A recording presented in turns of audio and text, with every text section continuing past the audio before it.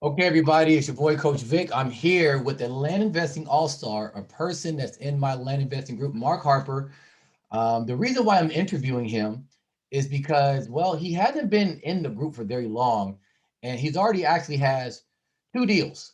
The first deal was his all of his own. He found the area, he contacted the owner, negotiated a deal, did the transfer. The transfer didn't go as smoothly as he would liked, but he got it done and sold the property on his own. We're going to talk about that. The second deal is he helped make history where he actually joined in with a couple other group members, and that is starting to pay off. So he, chipped in to buy a lot that no one can afford on their own. The three of us got in there.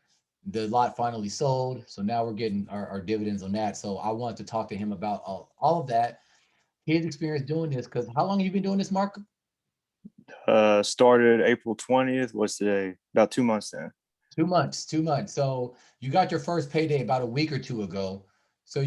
you got paid basically within 6 weeks of just joining. So you started from zero, right? You didn't have any previous experience. No, I didn't Real even know it was estate. a. Have I you didn't had a even know side this hustle was a thing. before? Tried to make money I online, something like that I before? I've tried. I tried social media marketing a while ago, but it fell through. I was young and just trying to make quick money, and it didn't work out that way. But Got it, got it, got it. So this is all new to you then. yeah, still new. Oh yeah, I'm still learning too. Wonderful. Okay, so why don't you tell us how did you get your start with land investing? Like, how did you hear about it? What makes you say, you know what, I'm going to try this? Because as you just said, you tried social media marketing and maybe you tried some other things as well, or at least thought about it. But this one, you actually pulled the trigger and went for it. How'd that happen? Well, I was listening to the Side Hustle Show podcast Mm. a while back because I was trying to find something new to get in on. Everybody was talking about drop shipping and all those mainstream ones. Affiliate marketing, I kind of dabbled in a little bit. And I was like, man, none of these are really me. Like I was trying to force myself into something that I wouldn't enjoy. So I was Mm. just listening, while delivering the mail, because I'm postman. So I got a lot of driving time, got a lot of time to listen. So listening to podcast, and then at the end of the podcast, it wasn't even the meat of the podcast. At the end of the podcast, you come on and you're like, hey, land investing, call me. I'll help you with that. And I was like, what the hell is he talking about land investing? I mean, land investing. People don't buy dirt. Well, they do buy dirt. So I got in that, got on the Facebook group, sent you a PM, and I was like, hey, man, I think I'm ready to get into this seriously. So then you hit me up after that. We talked about it, and then that's when I decided to pull the trigger. Was when I realized that this could be the one, and I made it the one. I wasn't going to sit around like dabbling in something like you said. That kind of pushed me over the edge too. When you were like, you can't really dabble in this. You just got to do it. And I was like, well, I got to do something. I got to get ahead some way. So pulled the trigger that way, and now I'm here. No, I love it. I love it. It's funny that you heard me about land investing from that podcast because the reason why I was like, I had a little snippet on that podcast because I heard about land investing from that same podcast. Oh Just yeah. like you, I had a lot of driving time. I was driving from San Francisco to Santa Clara, San Jose area, so it's about without traffic, 45 minutes, and there's never free clear freeway, so there's always traffic. And I'm just like, I need to do something for my time. I need to make more money. I want a fancy car, etc. So I don't know. Mm-hmm. I guess it came full circle. That's awesome. Okay, and I'm glad I'm able to help you out. You've been really good. I'm glad you're able to join the group. So you've decided, you know what, this is for me. I really want to give it a shot. I don't want to dabble. I want to get something going. How much money did you have to kind of play with when you first got started in land investing? Well, I had about 3,000 in my account, and that was just from working, and saving up some money. We'd recently bought some stuff for the apartment, so I was a little low, but I was like, I want to do it now. I don't want to wait. I don't want to wait until I have $6,000 and then jump in. So I said, I'm gonna jump in now. So I set aside money for the bills for the next, month or two, and then I got started. I said, with this $2,000, I'm gonna turn it into something more. So it was going to be like 1,000 to 1,500 for property, and then I set aside 500 to pay for any services that I wanted, like PropStream or any other services, like the texting and even to send out mailers. You need some money for that. So I had all that set aside for the business as expenses. Okay, no, that sounds good, and it sounds like you had a pretty good plan. Now, knowing that you only had $3,000 and you weren't sure how it was going to turn out, you knew you needed money to kind of get things going. How did you feel as you started to jump into things? Oh, I was scared. Yeah, I think any sane person would be scared with the taking a large amount of money they got and being like, all right, I'm gonna try something brand new for the first time and see what happens. Because in my head, you run through the worst case scenario. Yeah. I'm gonna get scammed. I'm gonna buy a property and it's gonna suck and I'll never sell it and I'm gonna own dirt and I can't do nothing with it. Or anything like that. Just you go through all the steps of fear, all the stages of fear and grief. You're like, this is gonna suck, it's not gonna work. But then in the back of your head, you're like, but what if it does though? What if it does work? Because if it does work, then you can just repeat that same process. You've already learned the process. Kind of, it's not easy, but it's straightforward. Mm. If you can repeat that over and over and over again, I mean, that's a quality business right there. So at the end of the day, you just got to take the risk sometimes. So that's what I did. I took the risk despite the fear. That's awesome. Like what type of tips can you give somebody who is looking to do the same thing? They feel the fear. They have the same concerns that you have. And I get it. A lot of times these days, people offer a lot of false promises that they can't deliver on. What type of advice can you give those people listening to, like, you know what, this is what I did to help calm my nerves and to help me go forward? Okay. So kind of do what I did, but kind of don't do what I did. I did a lot of prior research, probably way too much prior research. Like I could have probably hopped on it a lot longer, but I researched for such a long time that I got comfortable with it. Because your escape velocity training video, that's for everybody to see. As long as they message you, I watched that thing. I had to say 10 plus times before I did anything. Had to be 10 plus times, and that's no lie, like legit. Was looking at all the other, big land podcasts, anything to do with it. I was like, okay, I gotta make sure this is legit. But you don't want to go into an analysis paralysis, and then you start researching so much that you start looking for reasons why you can't start. You gotta be like, oh, well, I heard this podcast. This guy said you gotta have $6,000. Oh, this guy said you gotta have $50, and this guy said you can't do it at all. You gotta get past that kind of stuff. You gotta see what you want in that, and be careful with who you choose to listen to, because some of them out there, they are putting out crap, and I know that. But you kind of hit the lottery with it because you got the quality information. You have the what I think is the most valuable thing is the mastermind group. Without that, I wouldn't be doing this interview right now. Probably wouldn't even be here, because that's where a lot of the value is with this, is having people to bounce ideas off of, or having someone direct, especially you with all the knowledge you have.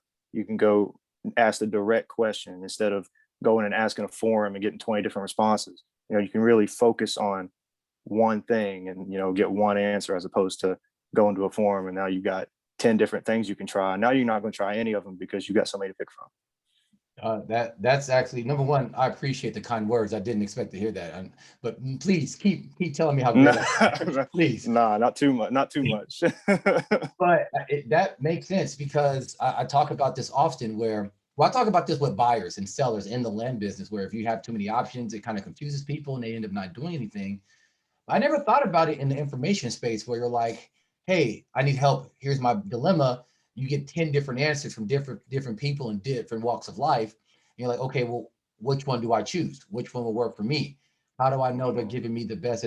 So it's very easy to hear that and be like, I'm not going to do anything, even though it may not be a conscious decision. I've never thought about that. So wow, that's really cool. And I think what you said also will help a lot of people going forward. So that's awesome. All right, so let's move on to some more of the nuts and bolts, because a lot of people ask me about this. How did you find your area to invest in? Because the country is big, a lot of places you can do it. I always say, hey, this works everywhere. But what helped you narrow down the area where you first started? Well, a lot of it was a lot starting out was gut feeling. So each state has a ton of counties. So I just picked a state at random. Not really random. It was a state that was comfortable with me, which is my home state. So West Virginia. I started in West Virginia. So just because I live here. And it don't got to be the county I live in. It doesn't have to be any county around me. It's actually a county that's the farthest from me possible in the state. I only picked it because I somewhat know the laws. Well, at least I thought I did. You get in there and they're like, oh, this is what you got to do. some of that stuff creeps up on you. You think you know the law, but you don't know the law. Yeah. So I just picked my home state because it was a comfort thing. But now I'm working in other states. You do it. You can do it in one place. You can do it any place in the country. It really doesn't matter. But with the county I went to, I followed your steps. Make sure that everything lines up on Zillow. You don't want to go to a dead area where nobody's buying anything. You don't want to go to an oversaturated area, where everything's selling, but everything's selling way too high. You can't afford that area right now. Maybe go back to it later. So I just kind of played it out that way and just kept watching through the videos and analyzing. And I finally set myself in the county, and it panned out. No, it sounds like you did your homework, and it, exactly what the homework is for. So you don't have to do it by trial and error, which is what I did. Granted, my first few places I was able to buy property easily. It was just very hard to sell it for the prices I wanted because I didn't do any prior research. Now, this is 5 years ago at this point, but sounds like you've learned from my mistake. You took your time to find a good area I would imagine in your spare time. So how long did it take you to do this research of, okay, I'm gonna start in my home state, but I'm going to find up the best area? Like, how long did that take you? I mean, once I decided on the state, it doesn't take very long to hop from county to county and start looking at what you want. I mean, sometimes like you can pull it up and know immediately off Zillow, like, nah, go to the next one. So I'll go to like Net or online sometimes now, and I'll just start going down the lists and then just start researching all of them. You can research the whole state if you want, and then have a list of the ones you think you might go for, and then pick from that list. And so building that list of counties, what took you like 10 minutes, 20 minutes, hour? Oh yeah. And if you're diving deep on a county, it should take you no more than 25 minutes to know if you want to be there or not, I think. Absolutely. No, I agree. And sometimes you put out feelers and see if people are going to sell and buy and all that. And sometimes it works. Most times it works if you do it right. But if it doesn't, it's very easy to adjust and pivot or try again. So it sounds like you, as I said, did your homework. That's awesome. Okay. Now, once you found your area, right? You're like, okay, I'm ready to do this area. This county's not close to me. I'm ready to go. Did you feel any fear? Did you procrastinate? Like, if so, how did you get over that? I don't want to say I procrastinated because I was so eager to get a deal under my belt to get out of that, discomfort zone, because I hate being in that discomfort zone of I don't know what I'm doing. So just go in there and grab the experience. You might mess it up. I did mess it up. You're probably going to mess it up a couple times, but you get that experience. Now you know what not to do. But yeah, just pretty much go in there. You don't have to know exactly what you're doing. Just go and try. When you said you messed up, was there a mistake that was something that was so bad you couldn't recover from? I don't think there's any mistake that bad that you can make that you couldn't recover from in this business. Got it. It was I don't want to say simple because it was convoluted as hell, but it was a deed situation. And luckily the lady that was buying from me, because I already had the property, the lady that was buying from me, she had a lawyer in on it, and he was a pretty nice guy, and he helped me through it a little bit, but the group helped me through more of it than the lawyer did. But the lawyer put the little finishing touches on it, was like, hey, it's all right, I'll take care of this. And I was like, okay. Thank God. The funny thing is, like, that experience that you have is not as uncommon as you think, where in this situation, it was once you bought the property for yourself and you're selling it on to the next person, they had a lawyer. But there's often times where you will find legal counsel from actual lawyers and other professionals in the business just for putting it out there, just say, hey, who knows how to handle this? It's just amazing how it kind of works. As long as you're not afraid to put yourself out there and say, hey, I need a little help. What should I do?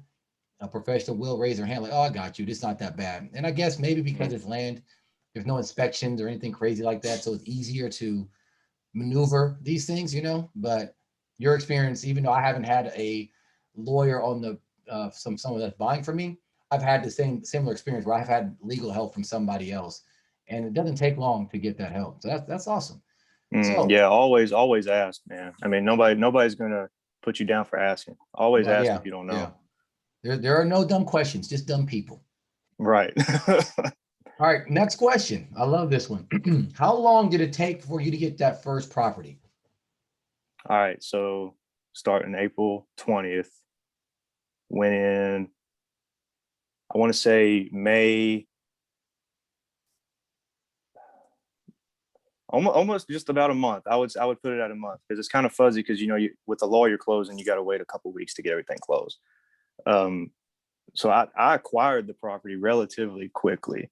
As soon as I got through your course on what to do, I went and did it. And I feel like I got it like right after that, like maybe a day or two after that. So I would say maybe a little over a month was when I got my first acquisition. Okay. So in the beginning, you were going through the research, you're doing your thing. And then once you actually put out, I guess you did the text messaging campaign, right? Started out with the text messaging. Yep. From the time you sent out your first text to the time that someone's like, yes, I want to sell to you for the price you want, how long did that take? Like 6 hours.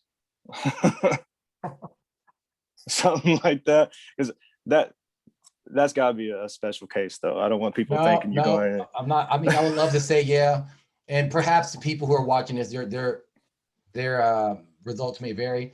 But when I first, that's why I teach it, because when I needed the money, it literally took me 10 minutes to find that first deal. Now, with me, I didn't jump on that deal right away. I waited a day to go back, after hearing like from my mentor, like, hey man, what are you doing? Just buy the goddamn lot. Like, well, you said I have to buy for 300. It's close enough. Just buy the lot. Like it wasn't exactly the price I wanted. And I didn't have the money at the time. So I was like, well, I don't know if I can afford it. So yeah, it happens often. You put out enough, 6 hours a day is not uncommon. Is it the norm? The jury's out on that. I can't say it's a norm, but it's happened enough where I'm like, I'm not surprised by it anymore. But that's awesome. I'm glad that it worked out really quickly for you. Okay. Now, when it was time to sell, right? You did the property. Actually, let's back up a little bit. You mentioned this earlier. You had issues like setting the deed up properly. So tell us a little bit about that and how did things get resolved? I understand that the lawyer at the end of the day helped, but share with us a little bit about some of the issues you had and what did you do to help yourself or get help or whatever it was. Okay, so I got a template off deeds.com. Okay. And I tried to like go buy the previous deed, but it was weird because the wife she passed away and she was still on the deed. And I didn't know how to word it to where, the right of survivorship would come into play. And, I tried doing my research and I just felt like I couldn't get it. But eventually I came up with something like, yeah, this will work. And I sent it to the county. The county sent it back, said, hey, yeah, we can't record this. And I was like, dang, I'm going to try and ask for help. So I asked the group, I got some words of wisdom from the group, and it helped a lot. And I was revising it. And I asked the lawyer because he asked if I need help. And I was like, yeah, man, I'm just trying to figure out how to get this right since she has passed away. And, he's trying to sell me the property. And I'm not really sure how to word it in there. And Deeds.com, their template, I would say is really good for a clean cut deal. Like one person is selling it to you and it's just one guy and then you're buying it and you're one guy and that's it. Really good template. But Deeds.com, it kind of limited you on the character count. You couldn't put that many words in it. So I felt very restricted by that. So I think that's what messed me up a lot because I was trying to condense a bunch of stuff, because I didn't want to, you can try to go on like a Word document, and type it all out yourself, which is probably what I should have done. But I was so terrified of getting the margins wrong when I really shouldn't have been because the deed was wrong anyway. So I could have just tried again. So the lawyer took a look at it after I condensed it. And luckily I had the signature of the guy on the second page. And it was just the second page was just the signature. So the lawyer was, I don't know. I don't know about that one. Nah, learn it from you. And then you get the lawyer and he was like, okay, well, since you got this, I'm just going to do a few little revisions in the deed here and I'm just going to send it out and we'll be good. And I was like, thank God. So then he sent me a copy of the deed and then I studied that and I was like, so that's how you do it. Yeah. So now I know. Now you know. No, that's awesome. Okay. So you had a little trouble. You tried it yourself. Didn't work out the way you expected. County sends back the deed. And you just like, all right, well, you reach out to the group, got a little advice. The person that's buying the property from you was also able to help. So you're able to make it out in the end. So it all worked out. That's really good. That's really good. So how did you find that person that's buying it from you? This part is, I think, is pretty interesting. All right. So I put my ads up on the big three: Craigslist, Zillow, and Facebook Marketplace. Mm-hmm. And I had the ads up for a few hours, and I was like, okay, I'm gonna get ready to send out my neighbor letters because I wanted to do neighbor letters. And while I'm writing up the neighbor letters, I get a message on the Facebook Marketplace, and the woman's like, "Hey, I want to buy this." And I was like, "Okay, do you like the price?" And she was like, "Well, I'm the neighbor." And I was like, "Oh, okay. So you must really want the property then." And she was like, "Yeah, I'm really interested in it. I need more room for my farm animals, and we've been trying to get this property for years and all that." And I was like, "Oh, I'm getting retail." And then, and then she was like, she came out with a straight offer. She was like, "Hey, will you take 5,000 for it?" I had it listed for 6. Mm-hmm. I went ahead and took the 5 because I was so damn excited. Probably could have negotiated with her. Yeah, I just went and took it, because I mean that's a great profit because I spent 1,500 for it's 2 lots actually. So I spent 1,500 for the 2 lots, 2 adjacent lots. It's 1,500 total or 1,500 a piece? Total. Oh, it's about 750 per lot or so. Yeah, and then I sold for a package deal of $5,000, and I just paid the closing costs. And she was like, "Hey, I want to get my lawyer in on it. He does all my real estate stuff." And I was like, "That's fine. Just know that I ain't paying for your lawyer." And you got to be nice about it. You got to be like, "Okay, just know that, what the way I operate is you will take on all the lawyer fees and I'll pay any closing costs, which means recording, anything like that," which I did. And that came out of the $5,000. So after that, I ended up making $4,706, something like that. Yeah, you know what? As you're, I should be finding the picture of what you did because I thought that was pretty cool. No, that was wonderful. Now, as I'm looking for this photo, I want you to tell people, because it took a minute for everything to go through because of the fact that they brought the lawyer in. Normally, it's just, oh, here's your money, via credit card or PayPal, or I'm gonna mail you a check or however you take it, and then you do the transfer, and it's usually a couple of days. But because the lawyer is involved, they're helping you out. It took a little bit longer, but they mailed you a check after it was all said and done, correct? Right. Now, once that check got mailed, why don't you tell us what happened? Like it got mailed to your house, and you were, as a postman, you were actually working. So you were working, and your girlfriend was able to get the mail for you, right? Yeah. I was Why don't like, you tell us "Hey, how that whole situation went? hi." I was like, "Hey, Whitney, go out there and check the mail for me." And she was like, "Okay." She went out there. She was like, "You got something from some attorney?" And I was like, "Yeah, open that up." She was like, "I'm not opening your mail. What do you think? I'm crazy?" I was like, "No, open up the mail to see what's in there for me. I need to know. What if I'm getting called to court or something?" And she was like, she's like, "Okay." And I FaceTimed her. I parked my car and I FaceTimed her because I wanted to see her reaction really bad. So she opened up. She was like, well, first she was like, "Do you owe money?" I was like, "No, look at it. It's a check." And she was like, "Oh, this is a lot of money. Where did you get this?" And I was like, that land thing I was talking about. Oh, look, there he is. Smug. Look at that smug look. That's happiness right there. Absolutely. But yeah, the girlfriend was like, "Hey, this is a lot of money. Where'd you get this?" And I was like, "I've been telling you about this land investing thing, and it's finally starting to pay off." And she was like, "Well, in that case, how did you do this? How can I help you?" There you go. Oh, I love that. I love it. I love it. Now, for the people at home, before you got into this, right? Explain her, I guess, her like personality and a bit of like her like belief in this whole thing before you got started. Okay. Well, like she's supportive in anything I do, but this was a big thing I took on that involved a lot more money than usual up front, for paying for property. So she was like, "Oh my God, we're going to lose our house. We're going to lose everything. I'm going to have to sell my cats. I'm going to have to get rid of everything I own."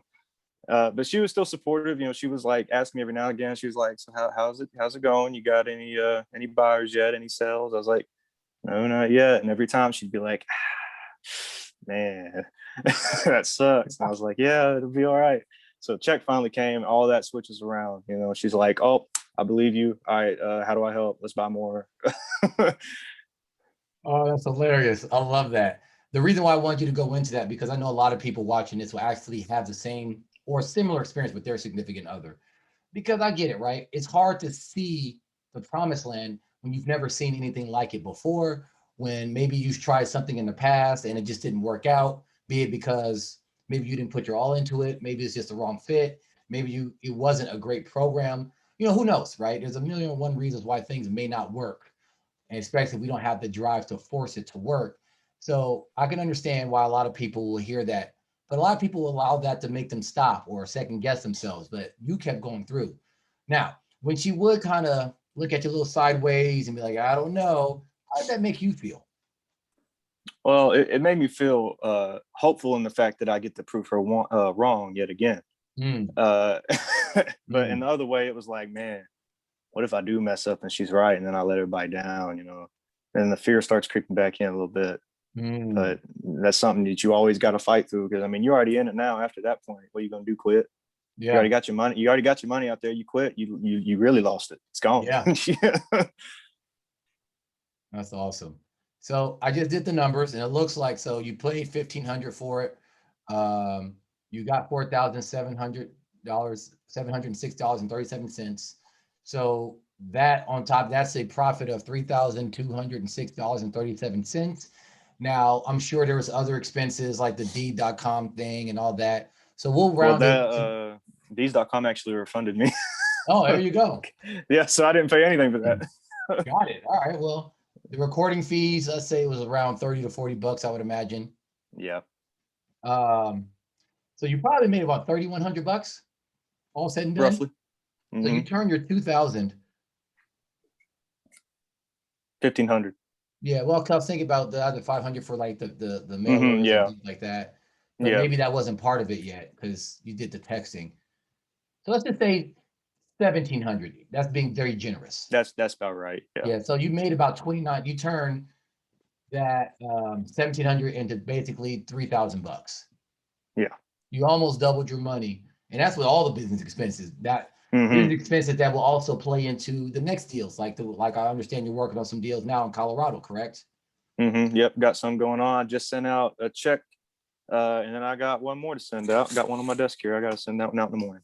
There you go. Awesome. All right. Well, this has been good. But before we wrap this up, why don't you give everybody at home some advice? Like, what things would you avoid? Like, if you were starting all over again with the knowledge you have now, what would you do differently?